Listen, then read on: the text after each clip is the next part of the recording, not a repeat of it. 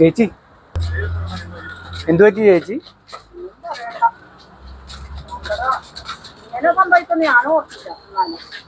എന്താ സംഭവിച്ചു?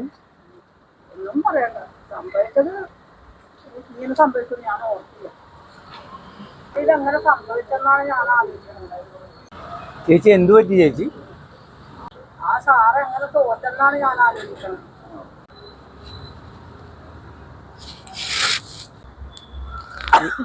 ഏത് സാറിന്റെ കാര്യം ചേച്ചി പറയുന്നത്? പിണറായി സാറില്ലേ, അങ്ങോട്ട് തോറ്റുപോയില്ലേ.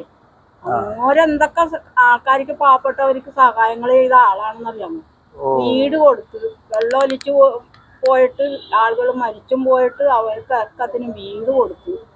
പിന്നെ പാലങ്ങൾ വന്നു, റോഡുകളൊക്കെ നല്ലത് വന്നു, വികസനങ്ങൾ, പെൻഷൻകാർക്ക് പെൻഷൻ കൂട്ടി. എങ്ങനെ തോറ്റുപോയി? പിന്നെ പെൻഷൻ കൂട്ടിയിട്ടുണ്ട് ഇപ്പൊ. പിന്നെ റേഷനരി ആണെങ്കിലും പല പല കാർഡുകാർക്ക് പല സൈസാണ്.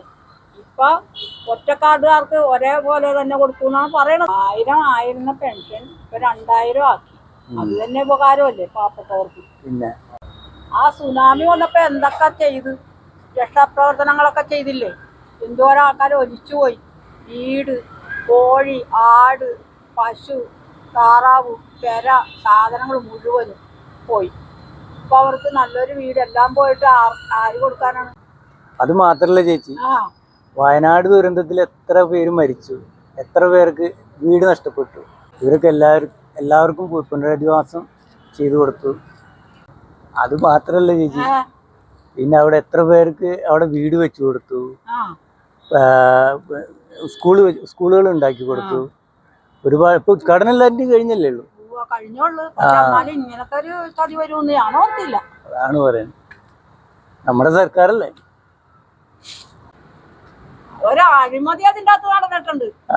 പക്ഷെ അത് എല്ലാവരും ചെയ്യണുണ്ട്, എല്ലാ പാർട്ടിക്കാരും ചെയ്യണുണ്ട്. ഒരാൾ മാത്രമല്ല. ഒരാളിപ്പോ ഭരിക്കണ കാരണം അയാളെ കുറ്റം പറയണം. ഇനി അടുത്ത ആള് വരുമ്പോഴും മറ്റേ ആള് വരുമ്പോഴും എല്ലാവരും വരുമ്പോഴും അഴിമതിയുണ്ട്. അതൊക്കെ മൂടി വെച്ചേക്കും. പാവപ്പെട്ടവർക്ക് കൊടുക്കാനുള്ളതൊക്കെ മൂടി വെച്ചേക്കും അവിടെ. അങ്ങനെയാണ് പരിപാടി മുഴുവനും നടക്കുന്നത്. പാവപ്പെട്ടവർക്ക് കൊടുക്കൂല. VIP-കൾക്ക് അവർക്ക് എന്ത് വേണമെങ്കിലും ചെയ്തു കൊടുക്കും. റെക്കഗ്നീഷൻ. പാവപ്പെട്ടവരെ വേണ്ടെന്നല്ലേ പറയണവര്.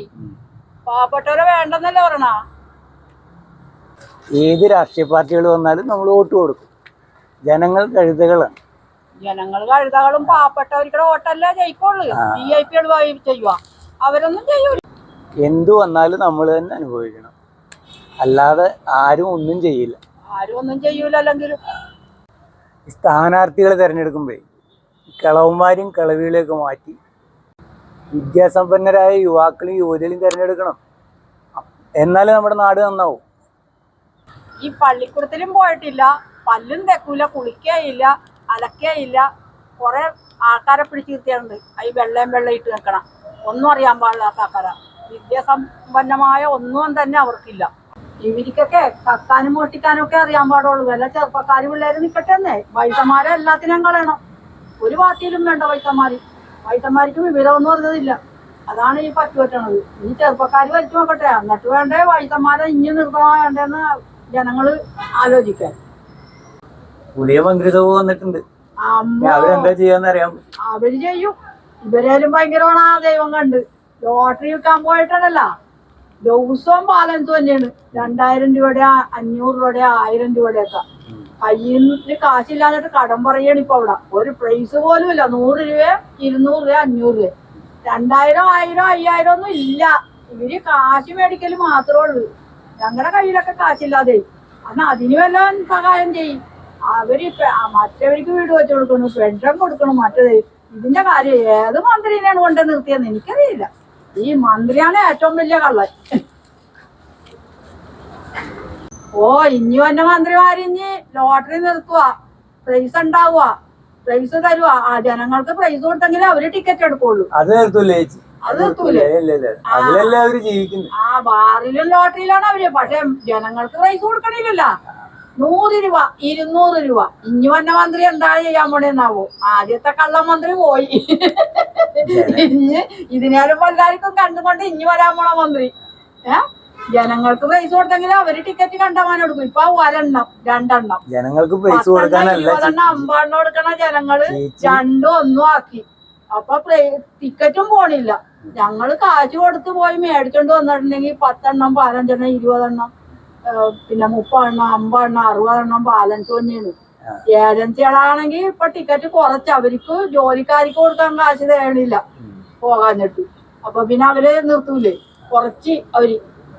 ഇനി വന്ന മന്ത്രി ഉണ്ടല്ലോ, പ്രൈസും കൂട്ടണം, ടിക്കറ്റിന്റെ വിലയും കുറച്ച് കൊടുക്കുകയാണെങ്കിൽ നല്ലതാണ്. ആൾക്കാർ എടുക്കുകയും ചെയ്യും, ഇതിന്റെ ഇരട്ടി പൈസ കിട്ടുകയും ചെയ്യും ഗവൺമെന്റിന്. ഈ ലോട്ടറി മന്ത്രിനോടൊരു അഭ്യർത്ഥനയുണ്ട്, പ്രൈസ് കൂട്ടുകയും ചെയ്യണം, ടിക്കറ്റിന്റെ വില കുറച്ചും കൊടുക്കണം. എന്തോരം പാവപ്പെട്ട ജനങ്ങളാണ് ഇത് കൊണ്ട് തന്നെ ഈ 5 രൂപ 7 രൂപ കിട്ടണ കൊണ്ട് ജീവിച്ചു പോണേന്നറിയാമോ?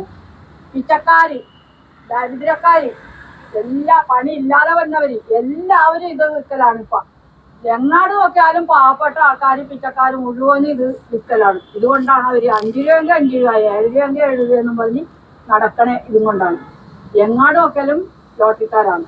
അപ്പൊ അത് നിർത്തരുത്, അവരതുകൊണ്ടാ കഴിഞ്ഞു പോണം. വാറ് കൂട്ടിയവിടെ കള്ളവാറ്റുകൾ, കഞ്ചാവും മയക്കുമരുന്ന് വ്യാപകമാകും. അതുകൊണ്ടൊരു അപേക്ഷ ഉണ്ട് സാറേ, വാറ് നിർത്തല്ലേ സാറേ, ലീവറേജ് കൂട്ടല്ലേ സാറേ. ഇത് കൊള്ളാല്ല, ഇത് നല്ല പരിപാടിയാണല്ലോ. ഈ പറഞ്ഞ ആളിന്റെ വായിന്ന് വെള്ളമൊഴുകിയാണല്ലോ. എന്നിട്ട് കുറെ പിള്ളേര് പാർട്ടിന്നും പറഞ്ഞ് നടപ്പുണ്ട്. ഈ പോലീസുകാരിക്കടെ തല്ലുകൊള്ളാനും മറ്റുള്ളവരുമായിട്ട് തമ്മി തല്ലി തല പൊളിക്കാനും ഒക്കെ പഠിച്ച് വല്ല ജോലിക്ക് പോകാനോ വേറെ എന്തെങ്കിലും ജോലി ചെയ്യാൻ നോക്കിയല്ല. ഇവരാരും ഒന്നും തരുമൊന്നുമില്ല.